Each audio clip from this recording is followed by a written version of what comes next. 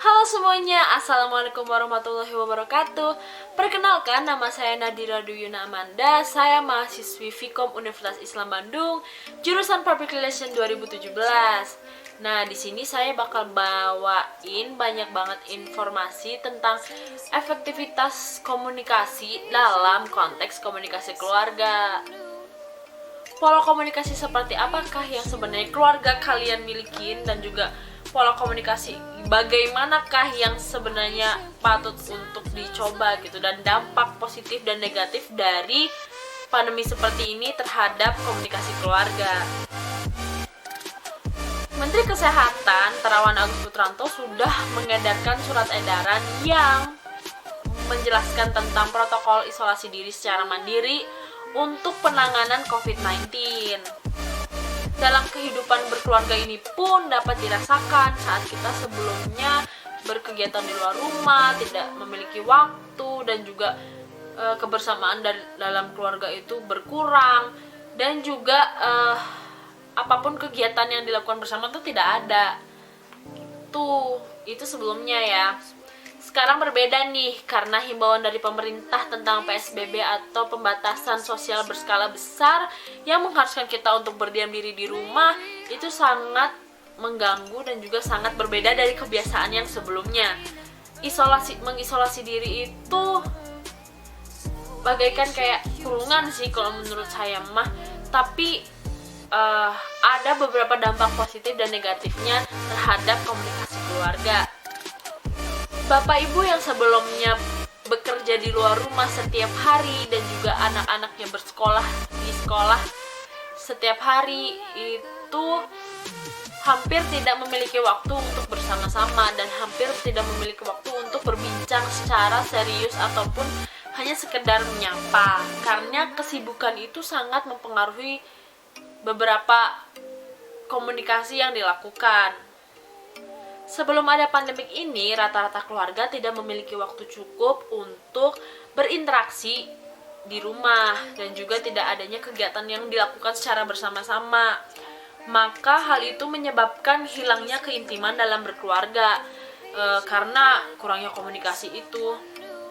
Tetapi saat pandemik seperti ini, ketika himbauan stay at home itu ada dan diberlakukan, interaksinya sangatlah intensif dan juga durasinya memiliki waktu yang sangat lama, dan aneka kegiatan yang dilakukan secara bersama-sama itu mulai terjalin kembali karena himbauan stay at home ini mengharuskan kalian di rumah dan juga tidak keluar kemana-mana. Jadi kayak udah gitu, kalian satu keluarga di rumah melakukan kegiatan masing-masing tetapi tetap dalam satu rumah. Sebagian keluarga juga itu udah jarang dilakukan nih, kayak misalnya berbincang habis makan, terus juga hanya curhat-curhat sedikit, itu udah jarang dilakukan karena kesibukan masing-masing. Saat adanya pandemi seperti ini, kayaknya waktu yang tepat untuk ngomong itu semua. Kurangnya komunikasi akan menghambat perkembangan kepribadian dan juga menyebabkan keterpecah belahan nih menurut Rahmat. Dalam komunikasi antar persona akan diekstrasikan menjadi 3 hal menurut Devito, yaitu ada established relationship, ada the edic primacy, dan juga ada the edic coalition. Nah, keintiman dalam komunikasi antar persona harus juga muncul dalam konteks lingkungan keluarga, karena keintiman adalah syarat mutlak dalam komunikasi antar persona menurut Devito. Dan juga keintiman menurut Levinger itu adalah proses dari 2 orang yang saling memberikan perhatian lebih dan sebebas mungkin dalam pertukaran perasaan, pertukaran pikiran, dan juga tindakan. Secara umum, keintiman dalam hal ini meliputi perasaan penerimaan, kedekatan, komitmen, dan kedekatan dari kedua belah pihak ini. Jadi akan menjadi lebih intim gitu. Ini pun dipengaruhi oleh tipe pola komunikasi keluarga masing-masing sih sebenarnya, yang tadi aku bilang. Ada 4 pola komunikasi keluarga yang umumnya terjadi pada keluarga. Nah, yaitu sebagai berikut. Yang pertama, yang Yang pertama itu adalah pola komunikasi persamaan atau equality pattern. Dan apa itu equality pattern? Peran tiap orang yang dijalankan adalah rata atau sama. Tiap individu berbagi hak yang ada dalam kesepakatan komunikasi. Komunikasi yang berjalan dengan jujur, komunikasi yang terbuka, langsung dan bebas dari pembagian kekuasaan.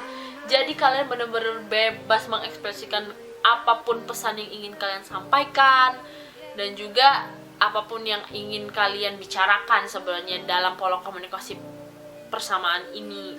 Keluarga mendapatkan kepuasan tertinggi nih bila ada kesetaraan seperti ini biasanya.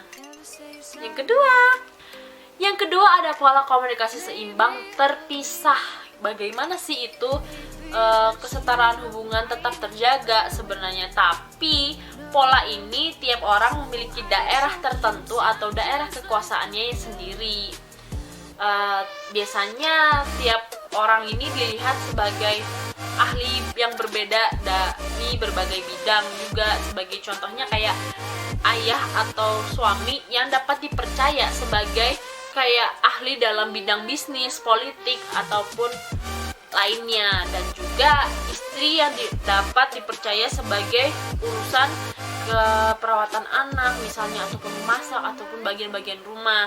Nah, itu kesetaraan tapi terpisah. Tuh. Ada yang ketiga. Yang ketiga ada pola komunikasi tak seimbang terpisah atau unbalanced split pattern, yaitu satu orang mendominasi.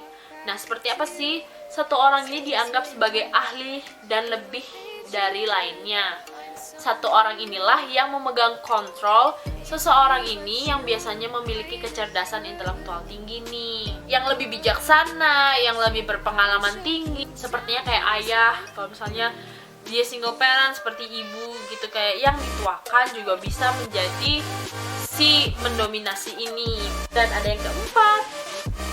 Yang keempat ada pola komunikasi monopoli nih, monopoly pattern.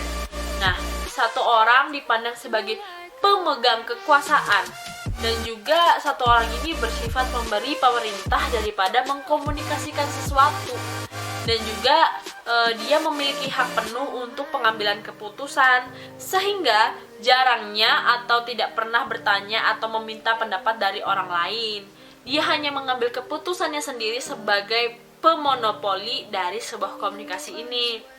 Pemegang kekuasaan ini memerintahkan kepada yang boleh dan yang tidak, ataupun biasanya anggota keluarga ini harus meminta izin, meminta pendapat, ataupun membuat keputusan berdasarkan keputusan dari orang tersebut. Itu dia pola komunikasi, ada 4. Dan juga sebenarnya dalam posisi pandemik seperti ini banyak sekali pro dan kontra, dan juga positif dan negatif dari adanya pandemik seperti ini dari posisi keluarga ataupun individu sendiri. Nah, secara positifnya, masa karantina mandiri ini yang sudah dijalani 3 bulan dan juga masa new normal sekitar hampir 2-3 bulan ini, secara tidak langsung memberikan banyak waktu luang nih buat diri sendiri, buat keluarga untuk saling mengenal satu sama lain. Misalnya, jika selama ini orang tua tuh jarang memperhatikan anaknya, jarang ngobrol sama anaknya, jarang mengetahui apapun tentang kegiatan anaknya, mungkin saat pandemi seperti ini akan lebih banyak tahu dan mengenal lebih dalam bagaimana sifat anaknya, bagaimana cara dia berkomunikasi sebenarnya, dan cara dia menyampaikan perasaan atau pesannya. Jika dari sisi positifnya seperti itu, anggota keluarga bisa semakin mengenal satu sama lain, kita bisa menyesuaikan diri. Tentu masih ada dampak negatifnya loh. Nah, dampak negatifnya itu pandemik ini membuat kayak perasaan itu lebih campur aduk, yang rasa bosan, rasa malas, rasa-rasanya tuh segalanya keluar di sini. Dan biasanya pandemi seperti ini akan sering terjadi percekcokan ataupun perdebatan antar individu terhadap perasaan mereka masing-masing. Semakin seringnya anggota keluarga bertemu, maka perdebatan akan semakin sering terjadi. karena ya perbedaan pendapat lah dan perbedaan perasaan ataupun tidak saling mengerti sebelumnya itu akan menyebabkan beberapa perdebatan yang cukup serius. Hal ini umumnya terjadi karena perbedaan pendapat ini tidak bisa diselesaikan gitu. Kita harus menerima bahwa kondisi seperti ini tuh mungkin tidak bersifat sementara ataupun akan berkelanjutan. Ini sebenarnya kita tidak tahu. Semoga sih cepat berlalu COVID-19-nya, tapi penyesuaian diri ini akan terus dilalui. Anggaplah bahwa ini tuh merupakan bagian dari perjalanan hidup aja, kayak ya semuanya berjalan. Jadi antara komunikasi yang kalian lakukan sama keluarga, pengertiannya atau polanya dapat dibicarakan secara baik-baik dan juga dapat selesaikan secara baik-baik karena adanya pandemi ini kalian memiliki waktu yang sangat luang, sangat panjang untuk beradaptasi dan juga untuk menyelesaikan masalah. Banyak sekali dampak negatif dan positifnya, tapi saya berdoa semoga cepat berlalu, semoga kita akan menjadi pribadi yang lebih baik setelahnya dan juga akan menjadi sosok yang lebih bisa menyesuaikan diri ke depannya. Sekian informasi yang dapat aku sampaikan dan juga tetap sehat selalu buat para pendengar ataupun buat para penonton yang udah nonton video aku. Jangan lupa di subscribe, jangan lupa di like dan share video ini. Semoga bisa tersampaikan dan juga COVID-19-nya semoga cepat selesai dan jangan ada lagi perdebatan antara kalian. Terima kasih dari aku, Nadira. Sampai jumpa di video selanjutnya. Wassalamualaikum warahmatullahi wabarakatuh.